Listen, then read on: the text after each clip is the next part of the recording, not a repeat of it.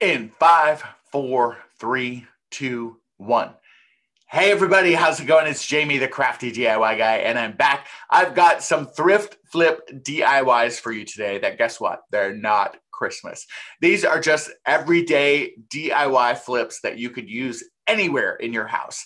And I'm kind of in love with all of them, to be very honest. All of these cost me less than $10, and some of them do incorporate some Dollar Tree items as well. So if you are wanting to maybe break it up a little bit or just create, hopefully some of these DIY projects will inspire you. If you are one of my long-term OGs, my long-term subscribers, OGs is just original gang, original gangster, original friends, my ride or dies, my best friends, people who I've been with for a long time. Thank you guys so much. Some of you know this, but I had a surgical procedure on Friday, and I'm good. I'm recovering. I'm at home. I'm comfortable. And a lot of these projects I had worked on before, so I'm literally just laying in bed and editing videos and such. So everything is good here. If you are a newer subscriber and you didn't know about the surgery, I didn't put it on YouTube, but I guess it's on there now. But follow me on Instagram, because I also kind of do some different content sometimes on Instagram. That handle is TheCraftyDIYGuy as well. If you're brand new to my channel, maybe YouTube recommended you.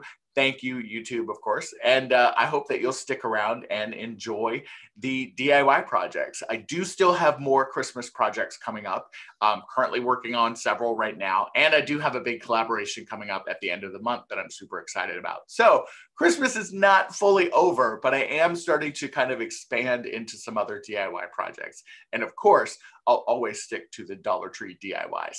All right, guys, here's the video. Get excited about it. I'm super excited about it. And hopefully we'll chat soon. All right, bye. All right, everyone, for my first thrift flip, we're going to be using a pair of these old handles that I picked up at a thrift store that was up in Lake Hartwell, Georgia. I also grabbed a package of this tile. It was, I believe, $2.99, and I grabbed it on Goodwill. It was not the color of the day, so I did pay $3 for it. And then this sign also I grabbed from Goodwill. It originally came from Hobby Lobby, though, and it was $3.99. So for this particular one, all we're going to do is cut down this tile. But before I do that, I am going to add some Shore Bonder glue to the bottom of my tray. This is just going to help keep that picture in place. The tile is a little bit heavy for this, and adding some extra glue in those cracks and crevices is just going to help strengthen that up a bit. So I'm just going to go ahead and open up my tiles, and then as you can see, I'm pretty lucky because these tiles are going to fit perfectly inside of this frame.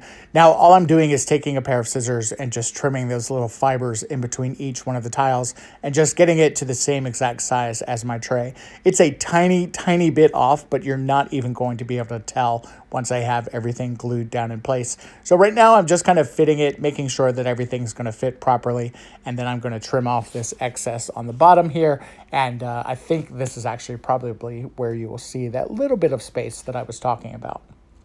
Now for this next part, I'm going to take some E6000. This is black E6000 that is self-leveling, and I am just going to be squeezing a very, very generous amount on the bottom of this tray.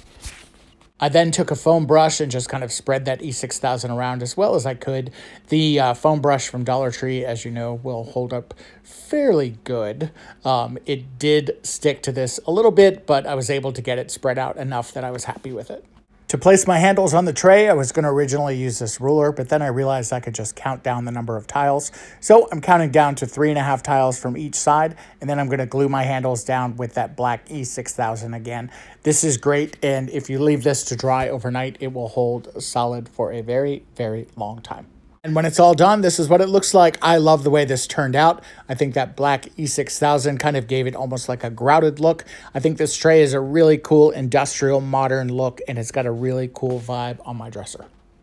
And for my next project, this was inspired by a clock that I saw in a boutique down in downtown Atlanta. It was $85, and I thought that I could easily recreate this with some Dollar Tree materials. I did pick up this clock at Goodwill. It was $3, and then I had the silverware that I picked up at Dollar Tree.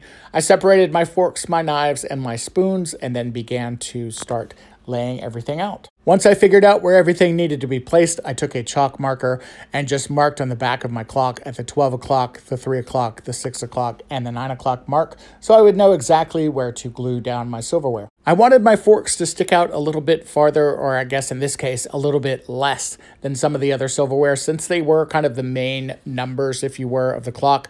So I went ahead and just trimmed one down, and then since I committed to it, I went ahead and trimmed down the other ones. If I were to redo this, I probably wouldn't have trimmed down the forks and just kept everything the same size, but I'm still happy with the way everything turned out. You can just grab your Lineman pliers or a pair of clippers, and these will pop pretty quickly, pretty easily, because these are made of plastic. I don't know if I told you guys that at the very beginning or not. Once I had everything trimmed down to the proper size, I went ahead and just started gluing. I started with my forks and glued them all in that 4 spots that I marked on the back of the clock, just doing a spot check every once in a while and making sure that I was in the right area. And then I went ahead and just started gluing the other pieces of silverware all around the clock. And set this aside to dry. Once everything was dry, this is what it looks like hanging in my kitchen. I think this is a super cool industrial take on a very cool farmhouse style clock. You could easily age this or paint it or even do a stencil or something in the middle of it to make it more farmhouse. I love the way this looked. I thought it was super modern and definitely kind of an industrial farmhouse vibe. My last DIY project is going to be all Dollar Tree, and I'm going to start with 2 of these pencil holders that you can pick up in the Crafter Square section. Also, these glass bottles that you can grab at Dollar Tree also happen to fit perfectly inside of both of those containers.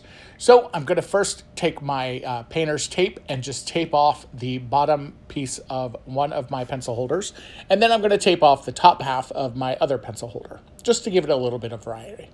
The next thing I'm going to do is take my A-Maker Studio Chalk Art navy blue chalk paint, and I'm going to be painting the lower halves, or the wooden halves, I should say, of each one of these. I'm actually just going to use a makeup sponge for this. You can go directly into the paint itself, or you can just grab some from the lid. I kind of like to grab it from the lid a lot of times, but as you can see, this paint goes on nice and smooth and is very, very luxurious. I actually love this paint a lot, and it's probably becoming one of my new favorites. You can order this if you'd like. Check it out. I have a link below. So once I've got the top of one of my containers covered in blue and the bottom part covered in blue, I then pull out my antiquing wax after using my heat gun to let it dry up a little bit. I almost forgot about that part. And now that the blue paint is dry, I am going to remove that painter's tape to expose that raw wood at the top of one of my containers and at the bottom of the other container. And then I'm going to pull out my antiquing wax and start covering that unfinished wood in that darker wood color. I do go all the way around the wood pieces with the antiquing wax, and I don't even worry about whether I'm crossing that blue line or not, because as you'll see, as I do start to blend the paints and get closer to that blue line, I do kind of push the antiquing wax away from the blue. It does end up overlapping a little bit, but it kind of created a nice dark line down the middle of it, which I really, really liked. So I ended up kind of goofing on purpose, I guess, for the other one. And as you will see, they create these really great dark lines in the middle that almost look like it's a black line separating the two colors. By the way, I'm sure some of you saw me working on that Shore Bonder gluing mat and you thought that I was ruining it with this chalk paint, but as you can see, it wipes up very, very easily. Nothing sticks to this. All I did was take a little bit of cleanser and a clean towel and just wiped it completely off, and it's as good as new. Now, I chose not to paint the insides of mine, and that's totally a personal choice. You don't have to do that if you don't want to. I love the way that these turned out. They almost look like they're like a rustic wood or something. I really, really like these. The glass bottles fit perfectly inside of those, and they create the perfect little bud vases. Very modern, very industrial, just kind of hip and different. And again, just depending on how you choose to paint or fill yours, you can have something that is very farmhouse or very industrial or even something that's even contemporary. I love the way these turned out.